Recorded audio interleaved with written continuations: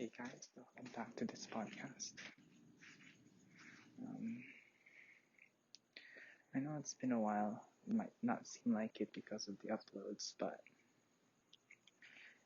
the last time I did this podcast was on Friday, which was 9/11 day, and we discussed about um, how awful it is and the things that I finally realized while watching through a timeline of 9/11. Now, you guys don't know what the premise of this podcast is that I'll just be doing my own thing. I'll be gardening and I'll be talking to you guys simultaneously.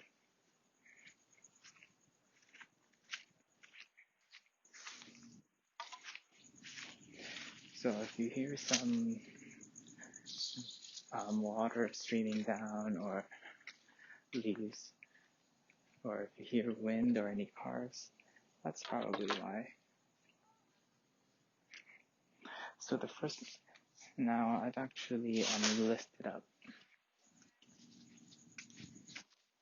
I've actually listed out the topics that we'll be talking about today. So the first topic is how sleep is the cornerstone of all habits. Second topic is the NBA Clippers. I think that's a fairly new one, talking about the NBA. And also the Miami Heat and the Boston Celtics. Now, this is something that I've especially struggled throughout my life. Getting enough sleep.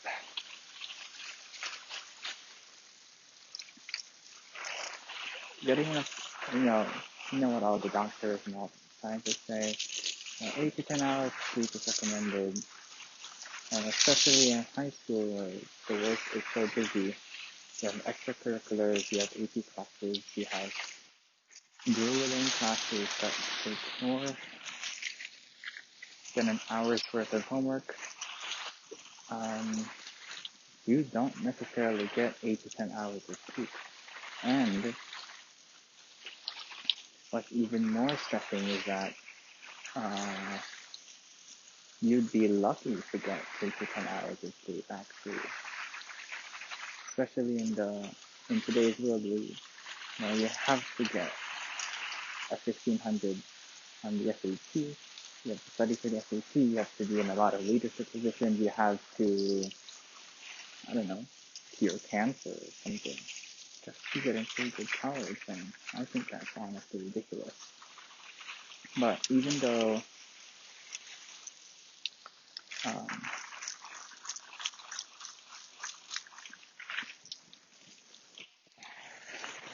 there's all that,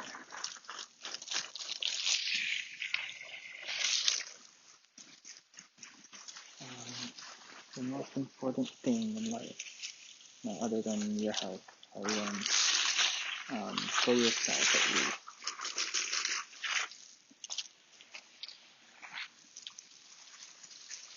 is giving yourself enough sleep.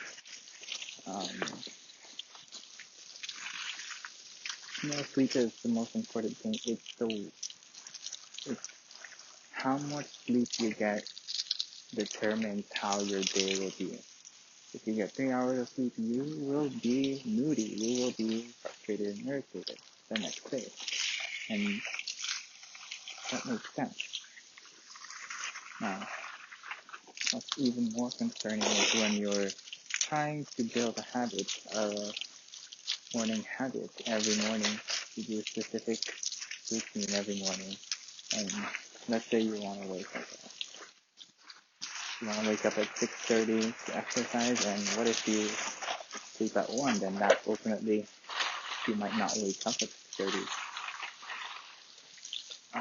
It's those type of things that really make sleep important, especially now in quarantine.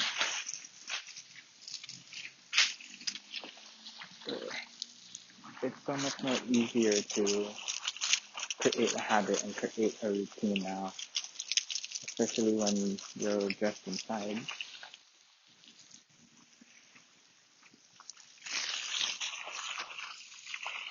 So that's that. Without sleep, sleep is like the pillar of all habits. If you don't have enough sleep, everything will crumble away. Now, I'm not saying that um, you should totally sleep and neglect all your schoolwork. I'm not saying that, but it's important to prioritize or to balance your schoolwork, extracurriculars, and getting enough sleep. Because too often, if we're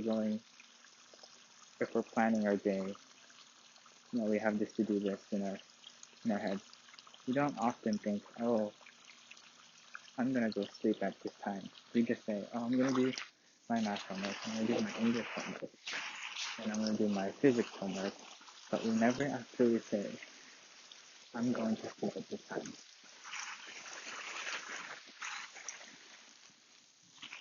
And honestly, I think that's something we should all try to do. And that's that.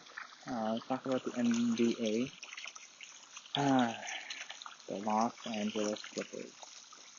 What an embarrassing story. In their first game of the season, they beat the Los Angeles Lakers. And in a way,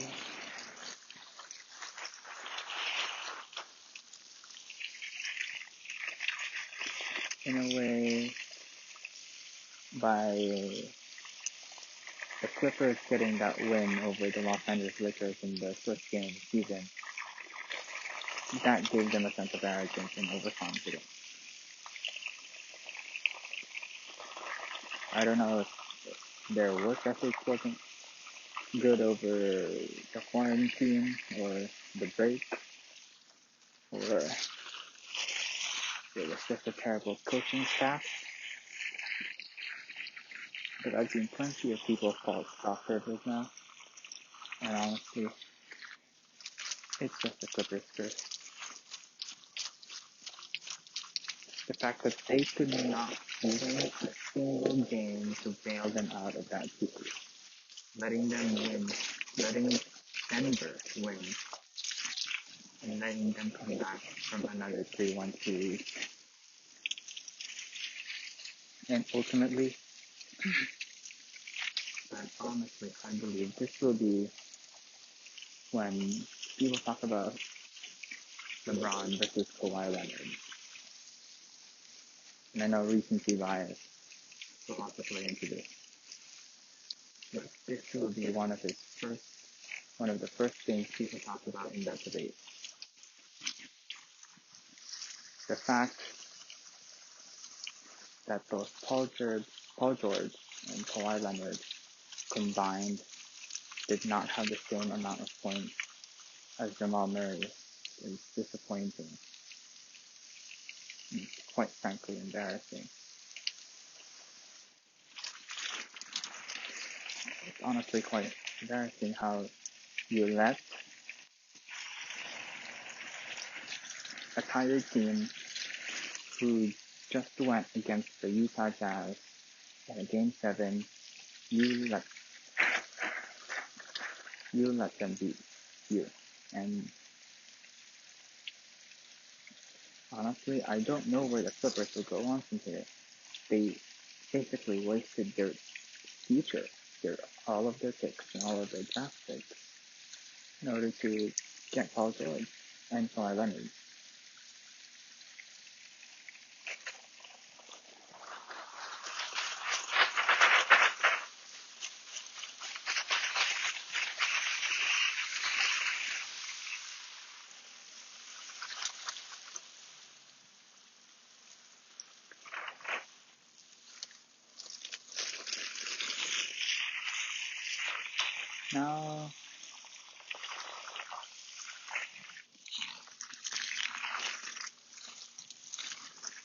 Now, would you say that Denver has a chance of beating the Lakers?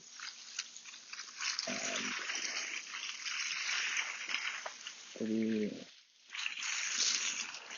quite frank, I don't think they have a chance.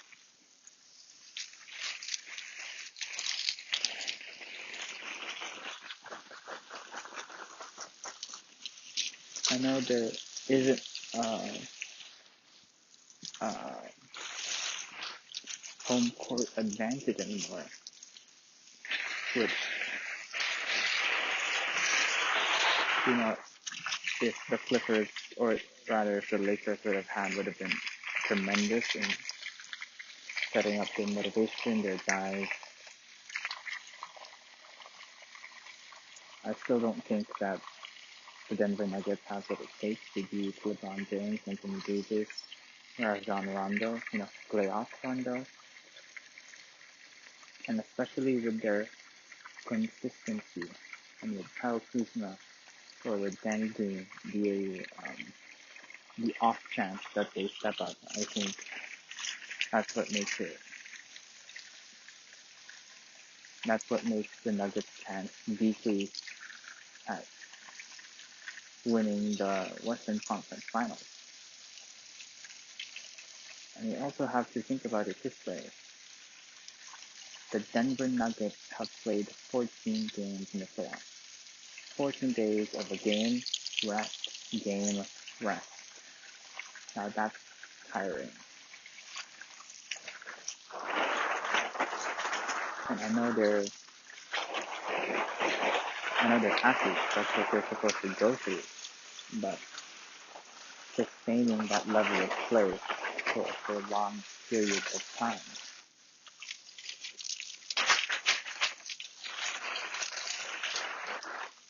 So eventually hurts their chances over the Los Angeles Lakers.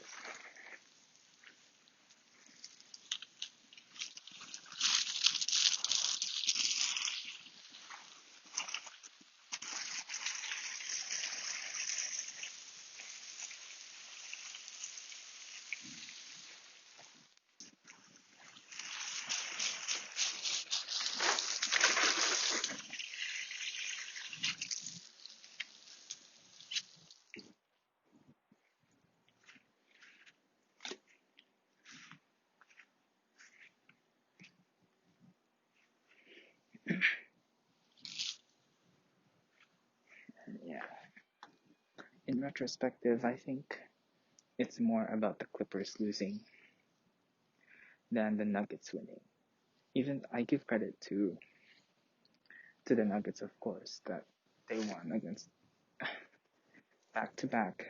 They have come back from a 3-1 deficit.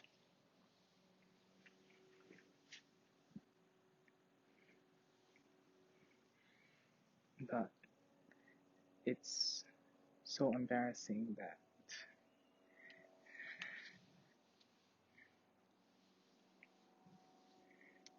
they were all bark, no bite. The first game, and sorry if I keep referencing the first game, but that first game they came out against the Los Angeles Lakers and absolutely beat them. And I think they have a winning record against, or at least a tied record against the Los Angeles Lakers.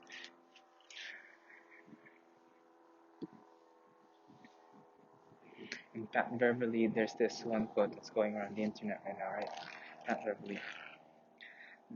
And while he was talking to Steph Curry, Pat Beverly said to Steph Curry, "The next 5 years are mine," to which Curry responded, "Aren't you 31?" Meaning that he was, approaching the end of his prime.